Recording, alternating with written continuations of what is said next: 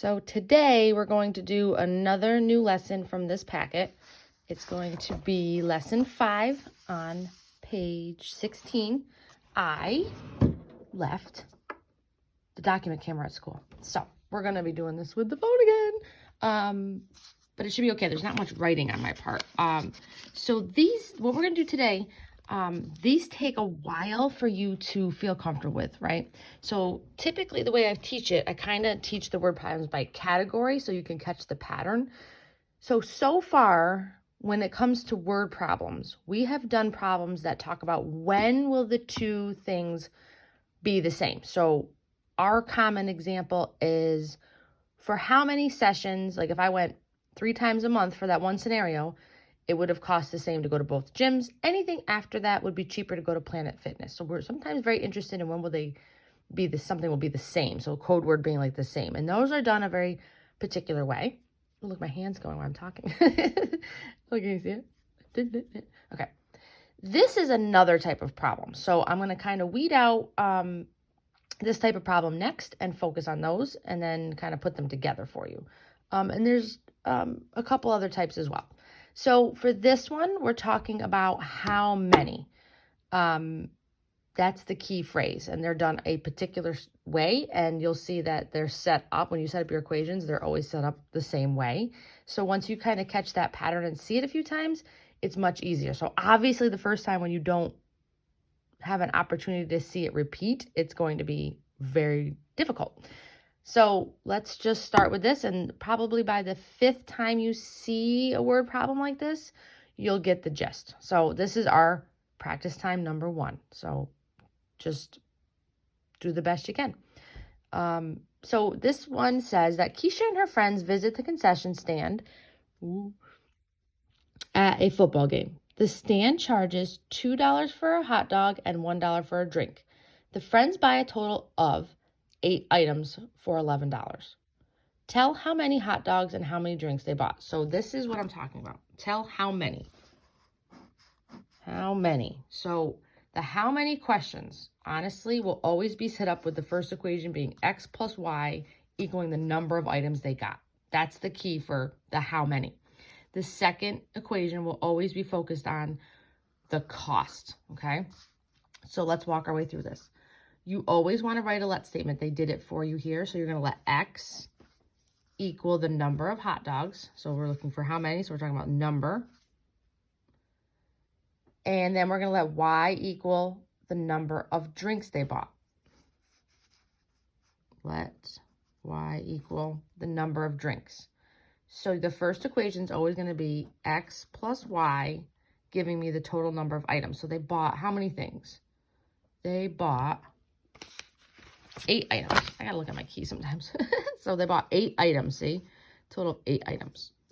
So for the how many questions, they'll always be x plus y equals the number of items. The next one is the how much it costs. So it costs $11. And then you have to kind of say, well, how did they come up with the $11? Well, it is $2 per hot dog. So $2 times however many hot dogs they got. I don't know how many hot dogs they got. That's represented with X. Then it is $1 for every drink. So it's going to be $1 for every drink. And there are your 2 equations. Now, this lesson is going to have you graph them.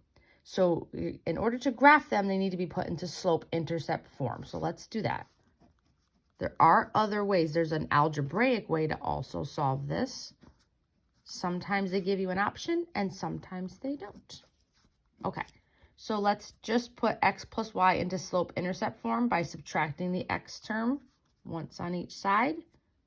Rewrite y equals 8 minus x. So we can now graph that. You could put this in your graphing calculator next year.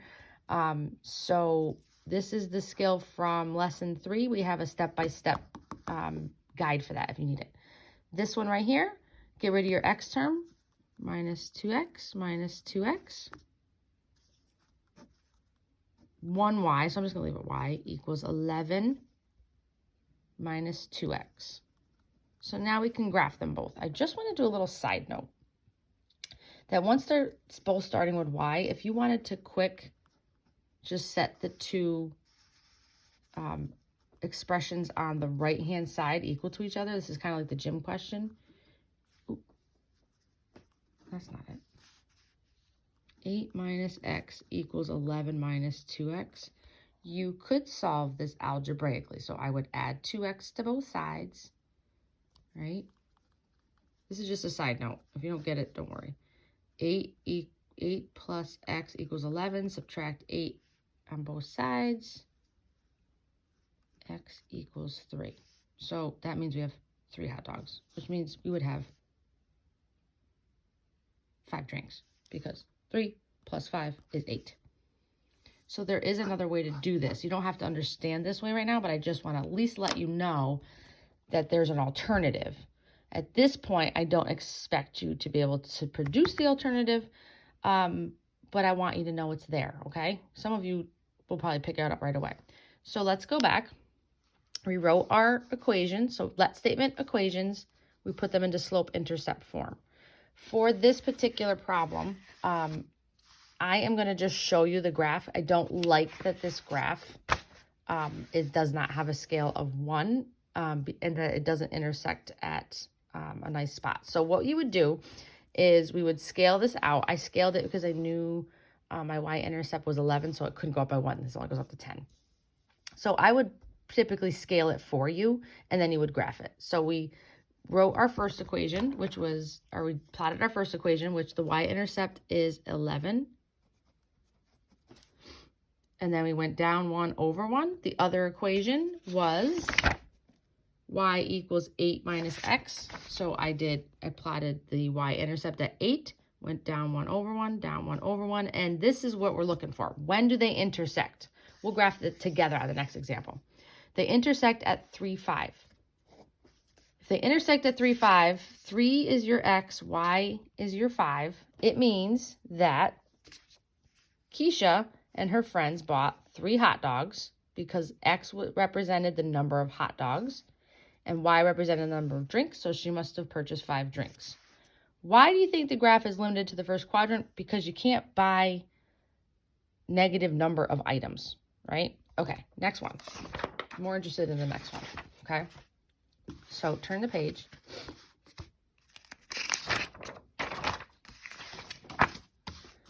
So Mr. Tanchak wrote a test with 15 questions covering spelling and vocabulary. Spelling questions X are worth 5 points and vocabulary questions Y are worth 10 points. The maximum number of points possible on the test is 100. The question would say, how many, really, it kind of leaves off the question here, but the question is, how many spelling and vocabulary questions would there be? So this is a how many. So they're looking at the end for how many of each. So this is a how many of each type of question is there. So first thing we're going to do is kind of make sure you know what your variables are. Let x equal the number of spelling questions.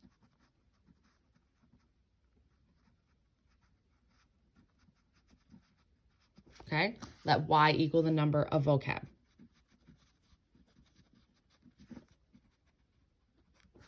Okay, now this is a how many question. How many of each are there? So a how many question always has my first equation with x plus y equaling the total number of whatever we're talking about. We're talking about number of questions. So number of spelling questions plus the number of vocab questions came to 15 in total. Okay. The next question is talking about like the worth. So their worth, instead of cost, their worth is 100 points. How would you get 100 points? Well, I gotta get my key here so I don't make silly mistakes. Hold on. Okay, so the spelling questions are worth 5 points each. So you're gonna do 5 times however many spelling questions there are, and then 10 times however many vocabulary questions there are. So this is the equation representing the worth. And then it wants you to graph both equations. So we would have to put them in slope-intercept form. Minus x on both sides for this one. And we get y equals negative x plus 15. Slope-intercept form. This one, we have to subtract. This is the whole, all 4 steps. Minus 5x, once on each side. Rewrite the equation. 10y equals 100 minus 5x. Remember, those do not combine. These are not like terms. And then we want to divide by the coefficient of y, step 3. So divide by the coefficient of y. And step 4 is to simplify and rewrite. So we're going to get y equals 100 divided by 10 is 10. And then 5/10 comes out to be a decimal number. We don't want that, so we're going to write 1/2 x. So instead of 5/10 x, we're writing negative 1/2 x. Instead of minus 5/10 x. Then you're going to graph it. You can have this be a scale of 1, okay? So what you're going to do is you're going to go ahead and graph this equation here. What is the y-intercept? It's 15, and then you're going to go, what's the slope? Negative 1. So you're going to go down 1, right 1. For this one, you're going to mark 10, and then you're going to go down 1, right 2, and you're going to see where they intersect. So pause the video right now, see if you can come up with this graph, and then I'll show you the answer in a second. Okay, welcome back. So for the first equation, this is the equation y equals negative x plus 15. I didn't label it, that was bad. So you start at 15, this is your y-intercept, and you're going to go down 1, right 1, down 1, right 1. I just kept going down 1, right 1, down 1, right 1. And then this is the equation, y equals 10 minus 1/2 x. It is like my biggest vice to forget to label the lines. I don't know what's wrong with me. Hopefully you don't wind up with that vice, okay, or that bad habit. So what you do is you go ahead and plot them, and you can see that they intersect at x is 10, y is 5. So our solution is 10, 5. So that means x is 10, y is 5, right? So if x is 10, that means there are 10. That is super sloppy, Ms. Raymond. There are 10 spelling questions and 5 vocabulary questions. And then you can see where I cheated. It's not really cheating. It's just that to me, it's easier to do it this way than to graph it. So all I did was take this side and set it equal to this side, which is called substitution. And I created a 1 variable equation that I could solve. And I got x equals 10.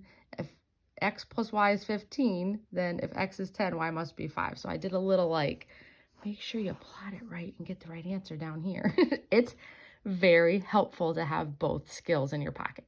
And we will be talking about how to do it, what's called algebraically, after we get out of the graphing section of this unit. And then you'll be sometimes very free to choose the best way that suits you. So for now, the homework question is not of the same type. So I'm not wanting to do this question. So I'm going to post a question on an exit ticket.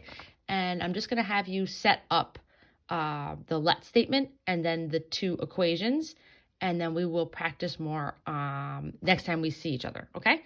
Don't sweat this. Has only been how many times of practice?